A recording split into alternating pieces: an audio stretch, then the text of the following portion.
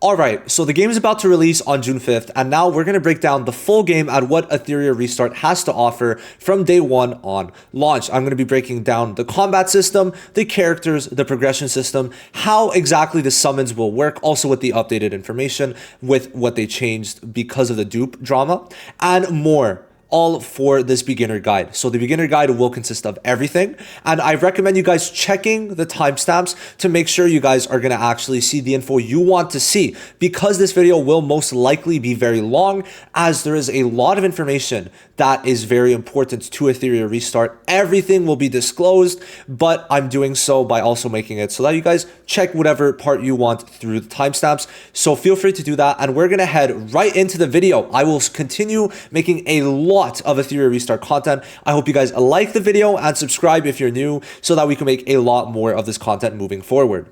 Now let's start with the combat system. I think this is just a very generic way to start this. Make it simple. So combat is usually with either 4 or 5 units. In this case, we are currently in an arena match, and this will be 4 units. For some of the harder PvE content, like some of the bosses, you will actually be using 5 units for like Doki Doki, Terramaton, and Aurora. Now we could see here the type advantages, right? Blue is going to beat red, red beating green, green beating blue. Very, very simple. Now, like in some other PvP games, I'm pretty sure like Epic 7, dark and light are going to be against each other, getting the effects for type advantage and disadvantage. Now, when you are type advantage, you're going to be getting an extra 15% crit rate and 50% damage. But when you're disadvantaged, the effects are huge. It's going to reduce your crit rate by 30%, your effect accuracy by 50%, so lowering the chance of applying your debuffs, and then reducing your damage dealt by 15%. So it's going to be very important, especially once we talk more about PvE content in a lot of future videos. Being type disadvantage is going to absolutely destroy your unit and your effective uses and capabilities in certain content. Now, once we go in, I want to talk about something very important, and that's basically speed and the turn meter, which I'm going to explain a bit further later. So what speed does is essentially determine where you're starting out on the turn. So the speed actually is going to influence how quick your turn meter is going to fill up. So speed and turn meter affect each other, right? And you can separately lower turn meter and separately lower speed, but turn meter will not affect speed in the same way that when you lower the speed, it will make it that the turn meter is going to increase slower. So let's say you're at 200 speed and someone's at 199 speed. The person at 200 speed will have their turn meter increased that much more slightly, right? So that's what's very important to keep in mind, is that the turn meter is directly influenced by the speed, which I'm pretty sure it is like this in many different gacha games. So it should not be new to you if you are coming from other PvP gachas, but that is usually how it is. Your first turn, it is determined by your speed, and after that, how quick it fills up is also determined by the speed. But as we can see with Kloss, you could actually lower the enemy's turn meter, but that's not going to lower their speed. It's just going to specifically be about the turn meter, and then very simple like that. And then even more to add on to this is going to increase the speed and then also the turn meter of one person. This is going to doubly increase turn meter, but everyone's going to get that speed boost, so everyone's going to be advancing at least a little bit quicker, which is how it's going to work on those two. Now you can see there's 3 skills. Those 3 skills are, well, the skill 1 is not going to have a cooldown. The skill 2, you could actually check if there's a cooldown. You'll see it right here. For Hellkit, it's 3 turns. And then for the ult, it's a 4-turn cooldown. Usually pretty much what I would consider the ult, the skill 3, has the longest cooldown. And then with Rahu, this actually worked out perfectly. Every single unit I chose exemplified perfectly what I wanted to say. Rahu has a passive, so you cannot use the W move, okay? This is just there to be there as a passive. So we can see what it does. It's going to give him his passive, give him some extra abilities to use from his skill 1 and alt. Someone like Sonya also has this, and you just have to keep in mind that sometimes they're also hidden in other abilities. So some people will have it on their skill 1, and then that's going to be part of the passive. You're just going to have to kind of realize yourself and identify what exactly is the passive. But when a skill is a passive, it will tell you as it is right here.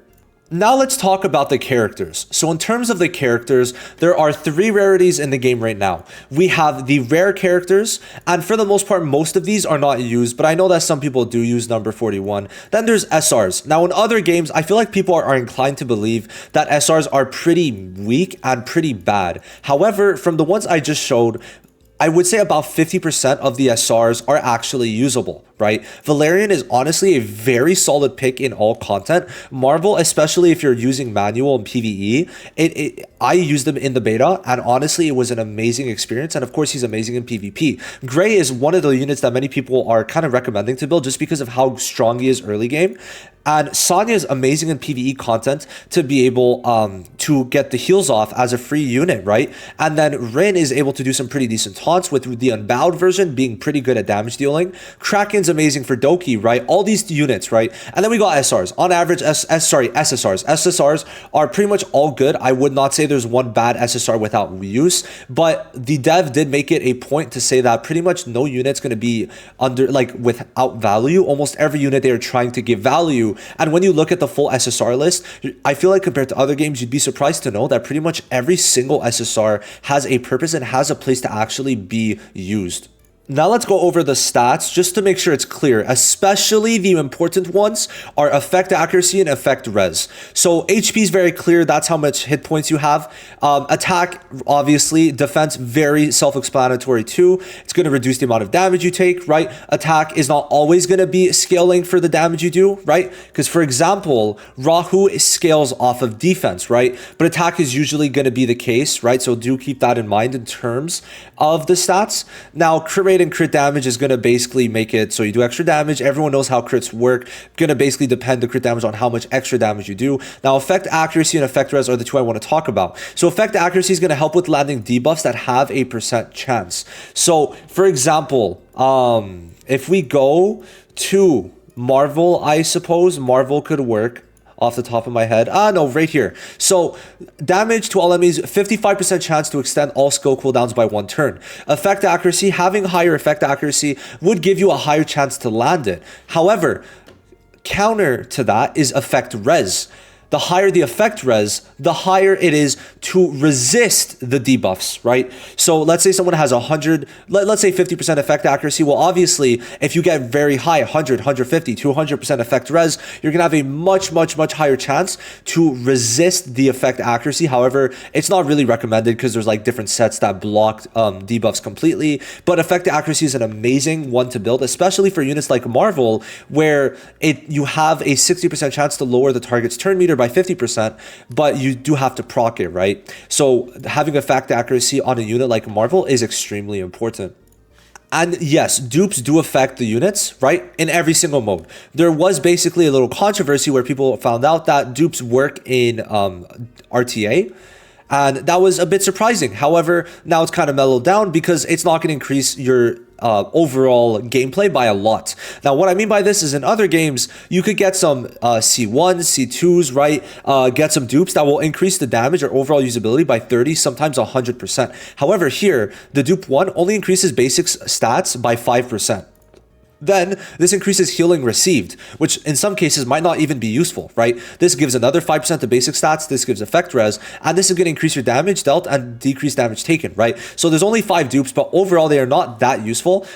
They do work in PvE and for sure can help, but they are not detrimental, right? I think the overall increase I heard, if we're speaking realistically, is about 30%, where in other games it could literally be like a 400% increase in terms of how the kit works.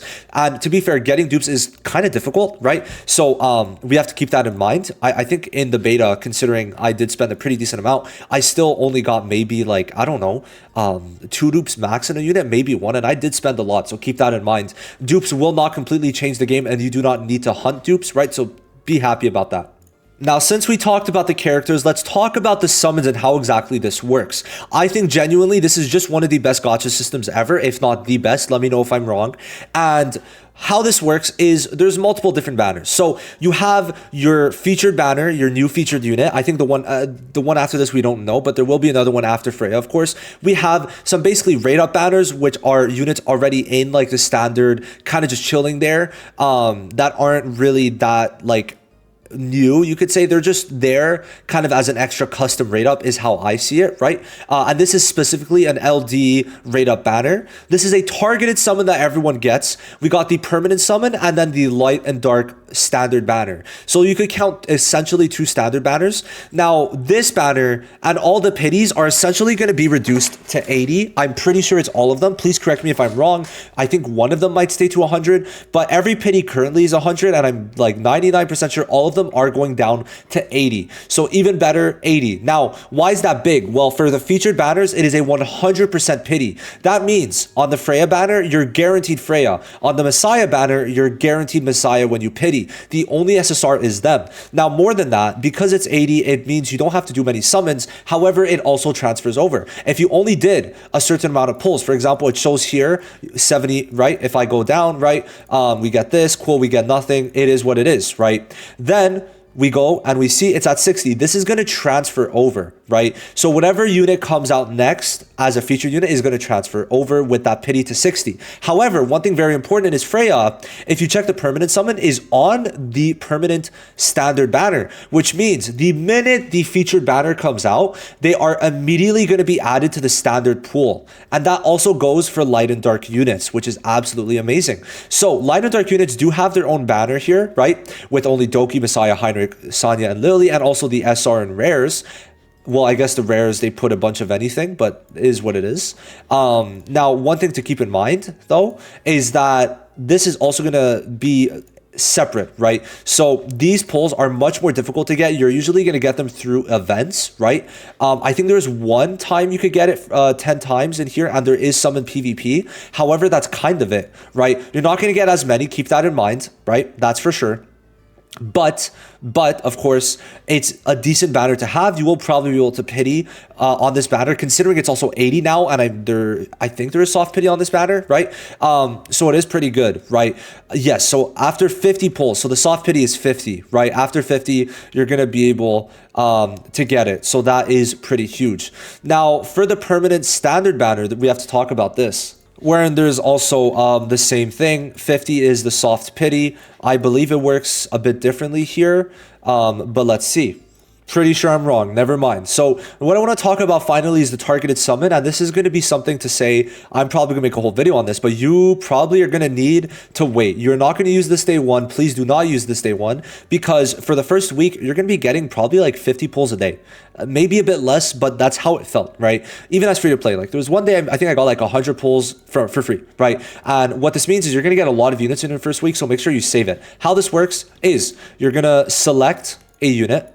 And this unit, not counting any of the limited units, right? Only the base pool. So, and no light and darks, only RGB. So you're going to get the base pool. Now, make sure you do not get Ling Luo, as she's free after 7 days. And you could maybe even wait 2 weeks. And why would you wait 2 weeks? There's a 14-day login, and the 14-day as a starter login is going to give you a random SSR. So if you want to really be stingy, you could do that. Now, why would you do that? Because getting all these units is difficult. And you might miss one unit that's crucial. So if you want to be very stingy as a free-to-play, maybe you would want to wait 14 days to actually use this. However, when you do it, let's say we want to get Born, okay, might go, honestly, right? You're able to get the unit after 40 pulls. So this is going to be a very easy one, and you don't have to worry, you don't have to stress. Why? Because this is going to be there, and you do it when you want, right? You do it when you want. And it's going to be very easy to get pulls even later on. And then you see we're going to get Born, bada bing, bada boom, right? So you can actually get 2 SSRs in this, and you would get a dupe immediately, which, you know, it's a nice dupe to get, I guess. But that's basically literally going to be it, right? That's just how it is. The targeted summon's pretty good, and it will disappear after that. You could only use this once, so make sure you make it count. I do want to make sure it's understood, though, the most important thing is that this banner, right, these units, like Freya, whatever units afterwards, will go to standard, and this banner costs 3 times the amount. So for one pull, it costs 300, where for one pull here, it costs 100. So a multi on this banner and this banner costs 1,000. A multi on this banner costs 3,000. And then this banner, you cannot use any of your crystals. These Hydra crystals cannot be used on the light and dark banner, but they can be used on this one for triple the price. Now let's talk about the progression systems. So there is basically modules, which is your gear, prowess, which is your skill level ups, shells, which acts like your weapon but is completely free to play. there is no weapon banner in this game. There's no gacha weapons. It is purely off of grinding with stamina that you get your shells. Now, shells and modules together create matrix effects. Now, what does this mean? You are able to get multiple different sets. There are sets that give 12, it's a 12 set, and also there are 8 sets, right? So those two together will kind of act in tandem. You could see here there's an 8 set. Now, how this works is that the highest effect works. So it doesn't mean HP plus 10 and then another HP plus 10%. It is only HP plus 10% and then you add the second effect here. Now, what's important to know is you want to basically max it out. Now, how this works is you could see that there's 3 here, right? There's 3 here, 3 logos there, but you see 2 symbols here. So early game, you're going to get some of the pieces with either 1 or 2 symbols, but this will make it so that it's harder to get the 8 set, right? Because getting the 8 set requires you to have 8 of these symbols between the module and the shell. So later on, you're pretty much guaranteed to get the 3 sets, which will allow you to get the highest amount of sets. So if we put Kenai, right, obviously do not do this. And the reason is because of the fact that, well, she's a support, not a DPS. So let me put it out and kind of show you guys how this works.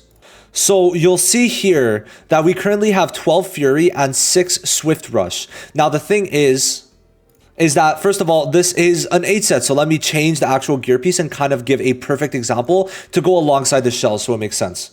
So you'll see right now, both of them are 9 and 9, right? So we got the 333 symbols and 333. So you just add them up and that's 9 and 9, right? So now we got the 8 set, we got the 6 set, right? Some of them have 4, 8, 12, some have 6, 12, some have 4 and 8, and some are just out of 6. Now, what's very important is you're fine. You go to shells, and some shells, how it works is you're able to then mount them, and you're gonna see right here, there's Swift Rush, Kenai, and Swift Raid.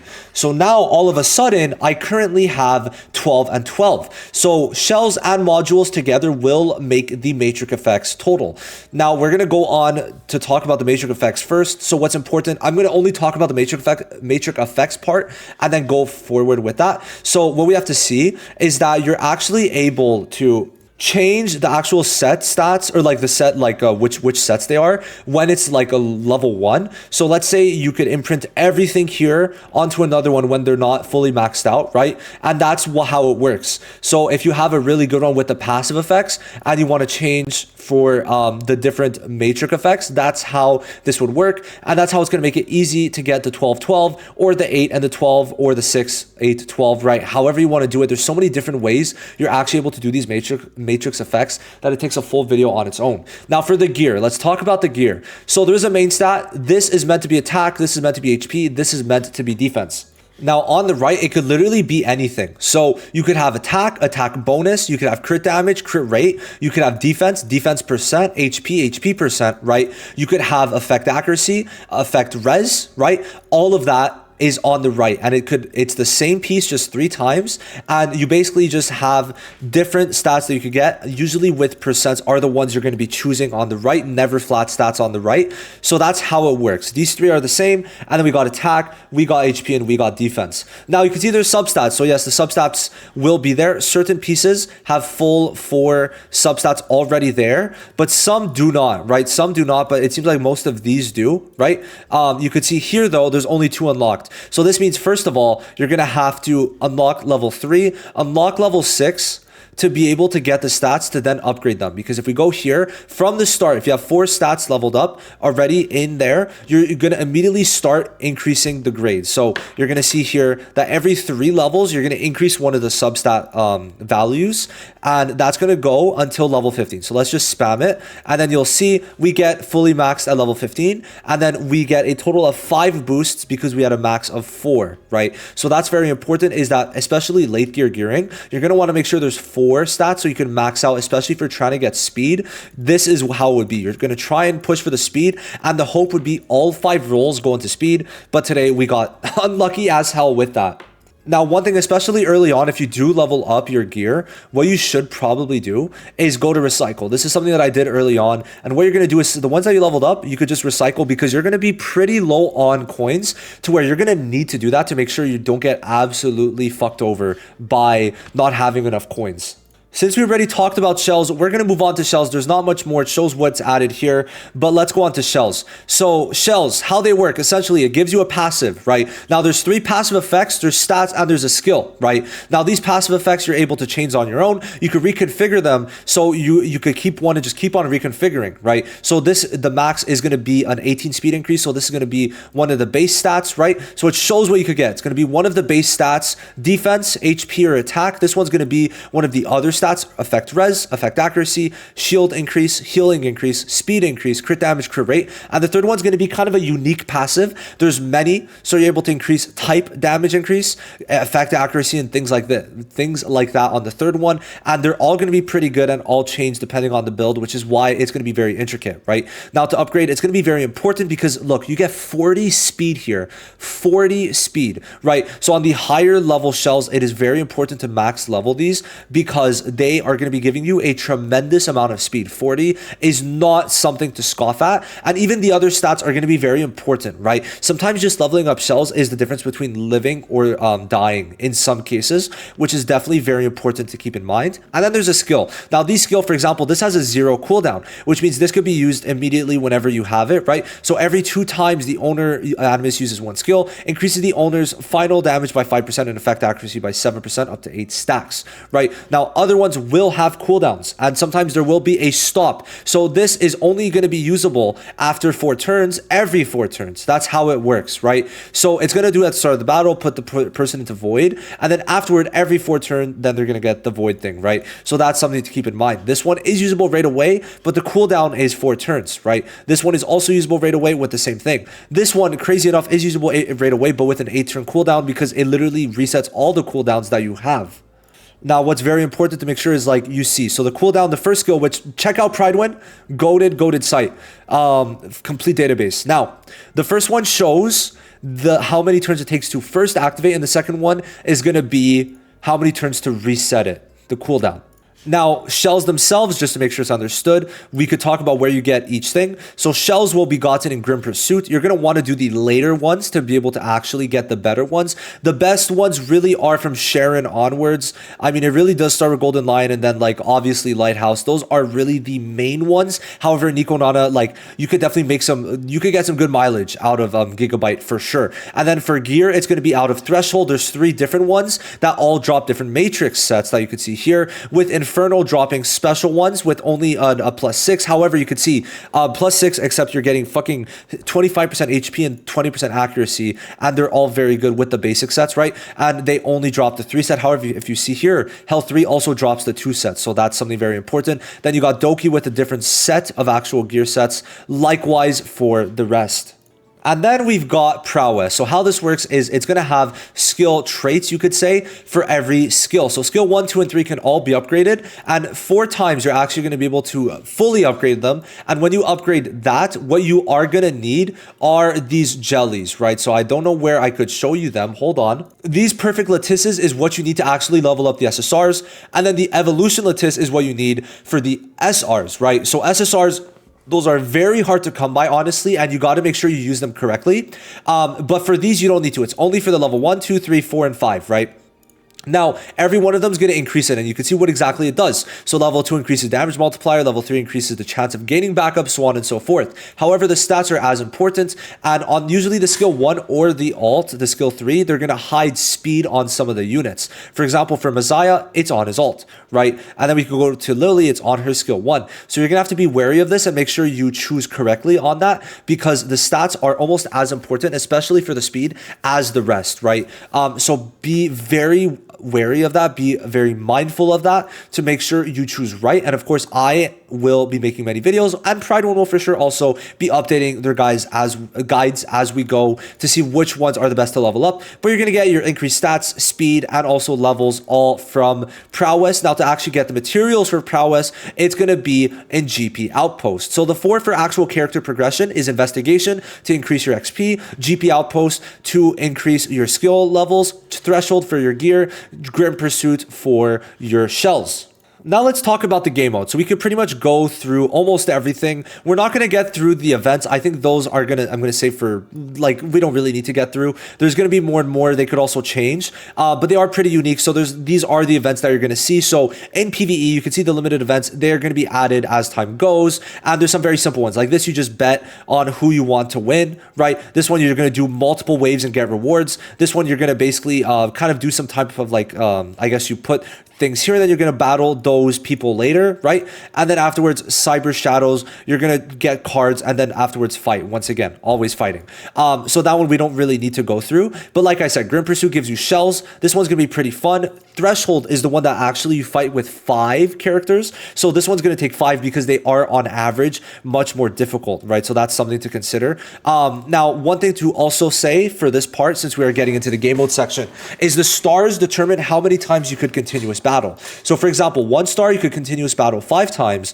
2 stars, you could continuous battle 8 times. 3 stars, you could continuous battle 10 times, right? So that's very important to keep in mind, is that being able to 3-star, which basically is determined on how quick you actually beat it, which would be in a minute, is going to let you continuous battle more times in a row, okay? And you could literally exit the game and it will still work, right? It will still work. Now, in terms of these game mode, right? So this Anti-Sync Echoes, you get through this, there's 3 levels on each, and you're going to get very, very good rewards, okay? Now, Phantom Theater is a co-op mode that you fight with other people. It's going to be on auto, and you're going to be fighting these 3 bosses and trying to get them low, and the higher you get, the more rewards you're gonna get, which is honestly pretty decent. Ember Trek is kind of a tower-like game mode where you're gonna fight fight enemies in all of them, right? And you're gonna get better and better rewards as you go on. And this one I would expect to keep on being updated as time goes on, because there's 42, or the bosses would just change over time. Now, as you get these materials right here, you're gonna be able to do spins in the supply hub, and like you could get 80 crystals here, and later on the rewards get even better. So you could get like probably full pulls here, and it's going to be very, very good, especially as you go on. I think Ember Trek and Anti-Sync Echoes are going to be 2 to really push. Now, Ethernet Rally, essentially, you're just going to keep on doing battles and kind of finishing all of this off as you get slowly to the middle. And it's going to be overall very, very good. You're going to use your units and have fun with that with pretty sure it is multiple teams. So this one is going to be a pretty decent one. It's the only one I didn't touch too much, but in terms of rewards, it is also very, very good. So make sure you do that to make sure, and hello Sean B, to make sure that you kind of cook hard in all these 4 game modes, because you will need to do all the game modes to make sure you don't fall behind on resources. Now in Arena, in PvP, there's going to be Etheria. This is going to be your arena, your normal arena, and you're going to want to do every week 20 challenges minimum, but I would say you're going to probably even want to refresh early on. Now, for every time you rank up, you're going to get good rewards. Most people are probably going to get to probably plat or diamond, I would say. Now, there are rank rewards every week and then every season. I do not know the season like length, but weekly obviously is pretty self-explanatory. For example, if you're in gold, which is very easy to get to, you're going to get 2 pulls a week, right, with this amount of arena emblems. Now, if you're all the way in mythic, it doesn't increase that much. You're only getting 2 more pulls, right? So this is something to keep in mind, is that you're not getting that much more in arena if you're like a giga whale, which is cool, besides obviously being the exposure and like the rankings, right? And then for ranking rewards, guys, you're only getting 5 pulls, which also with the perfect Lattice for sure, and also with 5 LD summons. However, it is not crazy enough to be like number 1. Well, hey, here you go. Here's only 10 pulls essentially is what they're saying. So just be wary and be mindful that you are going to get more rewards for being higher ranked, but it is not the end of the world, right? That's basically what they're trying to tell you. So Etheria, you're fighting, you make your own defense, right? Very simple, always, like I feel like almost every gacha has this, right? With some type of PvP, you make your defense and then you fight attacks, right? The lower the points, usually the lower the victory points, the higher the points, the more the victory points you're going to get, right? So that's something very important. Now, Summit Arena is the RTA, and there is pick and ban in this. So how this works is the first person picks 1, the second person picks 2, the first person picks 2, the second person picks 2, the first person picks 1, and then the last person picks 2, right? So check out a bunch of RTA gameplay to see how that works. But essentially, there's going to be rankings in this, right? Hello, Vulcan also.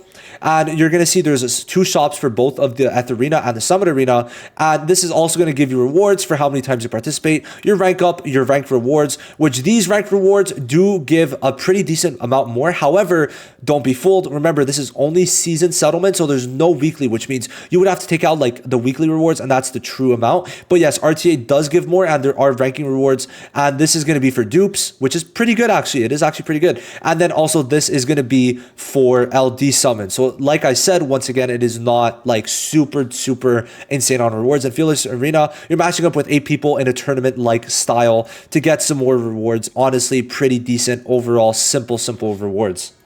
Now, there's going to be a guild. Okay, so United Front is going to be a guild versus guild that they will have. However, there's other stuff that we have to keep in mind. There's a check-in, so make sure you check in. The Union coins are actually very important because the shop is insanely good. There's going to be the weekly quests, which you want to make sure you do all of them because they're also going to give extra stamina, which is very important, and a bunch of extra resources. Then Union assistance. You could put whatever unit you want, and then their people, the rest of your guild, are able to support you and make sure you get the coins. So like I could support them and they're going to get an extra dupe, right? Essentially 1 shard. It takes 50 shards, but you're able to get 1 shard, I'm pretty sure, per day, right? There is a guild boss. Now there's 3 phases and you're able to get a bunch of rewards up until when you kill. I think you have to claim 1 by 1. No, you don't. Okay, perfect. And then you want to make sure you do all the damage. So everyone contributing, there's going to be 100 health bars, and then you're going to get it down. And then as people slowly start getting it down, you're going to be able to go on to the next one and then get even better rewards in Guild Boss is how it's going to work. United Front will be a very fun guild versus guild mode. I cannot wait for that. But for right now, there will be Guild Boss and United Front will be soon. Now let's talk about Hyperlink Charter, and then we're going to get into the miscellaneous part of this video. So Hyperlink Charter is very important because the amount of resources you're going to get from this is insane. For example, there is one, this is just one, keep in mind, there is up to master, there is 10 different tabs. This tab alone is giving you almost 3 pulls. You get 2 standard pulls that could be used either on featured or permanent, and then they're giving you 70 crystals that could be used for anything, right? So in just that section, I got 270 worth of crystals. Now, furthermore, the materials are just as important, if not more important. These materials will completely carry you and are what you need. 50,000 coins might not seem like a lot, but that might be 2 gear levels. So making sure you keep up to date. Your number 1 goal in this game, starting off, is staying up to date with every single one of them. Furthermore, you can see here 100, like literally 2 pulls, 2.3 pulls. We go here, we got what? Like I think that's 2.7 pulls, right? So just off of 1 tab. However, for example, there's literally 144 missions here, 162. So there's going to be a lot. You're going to get a lot of pulls, up to over 100 from just the Hyperlink Charter, which serve kind of like beginner missions. So make sure you build up your Lian. Lian should be one of the units you build up because of the Hyperlink Charter. You're going to build your shells. You're going to fight what they tell you to do. You're going to do Jacques when they tell you to do it. You're going to beat hard Jacques when they tell you to do it. You're going to go to arena trials. You'll do the arena things that they tell you to do. You're going to make sure that as you get these missions, you stay up to date. This is going to be for overall general things. This is going to be for Lian. This is going to be for shells, arena, and then gear. So that's how it's going to work. Make sure you keep up to date because the materials and the pulls that you get are both equally as good. Besides that, there are some good events. So there's a lot, they're going to show packs. There's going to be a purchase rebate that they show. This is for more so the beta, but there's going to be things like getting 2 times the rewards. So 2 times match, you're going to make sure you do stuff like that. There's going to be a candy party where you complete missions every day. Well, not missions. You do investigation, you do GP, you do threshold, and then it's going to give you some extra balls to be able to open it, right? Then there's this Dazzler Pulse, which is going to let you, as you complete the same shit, you're going to be able to get further in, get materials, and then as you do more of the movement, the segments, you're going to be able to get these rewards. And there's also going to be a shop. Then there's going to be a 7-day check-in, which is going to give 40 pulls. Similarly, a 7-day commission with 2, which is 14 days.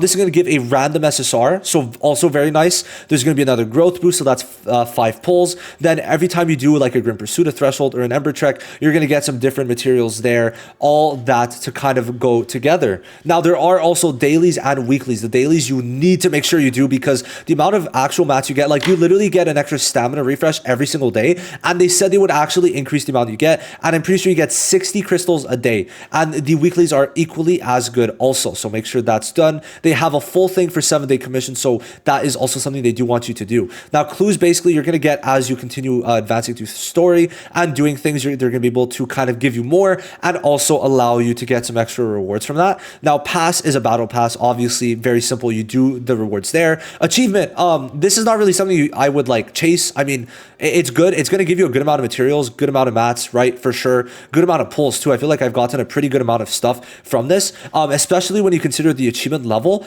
actually is insane. Like just the amount of pulls you're going to get from the achievement levels and all that, like just like we could just kind of do this and you'll see how many pulls we actually get just as an example, right? So like what, that's the 3rd pull, that's the 4th pull, that's the 5th pull. There's 40 pulls achievable through this, 12 pulls through this, 8 pulls through this. However, suddenly there's even more, right? So achievements long term, I think this is one of the best achievement type systems in the game. So do keep that in mind. And overall, besides that, we're pretty much done the full game, right? There's a bunch of cool characters, a bunch of more things I could mention for this, but this is basically meant to kind of show you guys the full game and give you a good grasp on it to see if you would enjoy it and see what you want. Now, one thing I do got to say, the PvE content is genuinely really fun and I do enjoy it. So I think everyone could definitely enjoy it, but this game definitely has a lot of potential. I hope this video gave you guys some extra help and understanding on everything in the game for Etheria Restart. I'll see you guys in the next video. Thank you so much for watching. Like if you haven't yet, subscribe if you're new. Bye-bye.